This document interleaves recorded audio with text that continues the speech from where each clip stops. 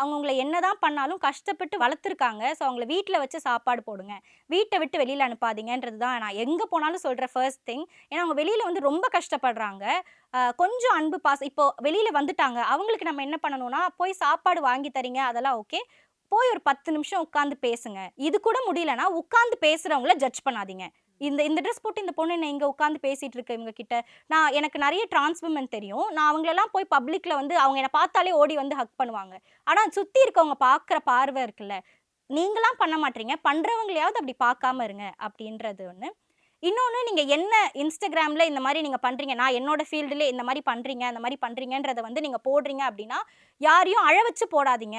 ஏன்னா இப்போ இப்போ அதனால தான் ஆக்சிடென்ட் ஏதாவது நடந்தா, ஆக்சிடென்ட் ஆனவங்களுக்கு என்னன்னு பார்க்காம ஃபர்ஸ்ட்டு வீடியோ எடுக்கணுன்றது அவங்களோட மோட்டிவா இருக்கு.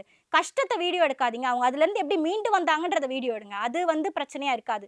நீங்க வீடியோல காட்டுறவங்க, அந்த வீடியோவ பார்த்து சந்தோஷப்படணும். ஐய்யயோ! இந்த வீடியோ இப்படி போட்டாங்க. இப்ப நம்ம உதவிக்காக இந்த வீடியோல இப்படி இருந்துட்டோம். நல்லானதுக்கப்புறம் அவங்க அந்த வீடியோ இப்ப குழந்தைக்கே நீங்க ஒரு ஃபீஸ் கட்டுறீங்க. அந்த குழந்தைக்கு இவ்ளோ டேலண்ட் இருக்கு. அதனால நான் ஃபீஸ் கட்டுறேன்னு சொன்னா, அந்த குழந்தை சந்தோஷமா ஏத்துக்கும். அந்த குழந்தை வீட்ல வறுமை. அதனால நான் ஃபீஸ் கட்டுறேன்னு சொன்னா, நாளைக்கு அந்த குழந்தை நல்லானதுக்கப்புறம், ஐயோ! நம்ம இப்படி கஷ்டப்படுத்தி நம்மள வீடியோ போட்டுருக்காங்கன்னு அந்த குழந்தைக்கு தோணிறக்கூடாது. அதனால ஒவ்வொரு கிரியேட்டருமே வீடியோ போடும்போது ரெஸ்பான்சிபிளா அவங்கள அழ வச்சு வீடியோ போடாம, அவங்க சாதிச்சத, அவங்கக்குள்ள இருக்க கதைய வீடியோ போடுங்க.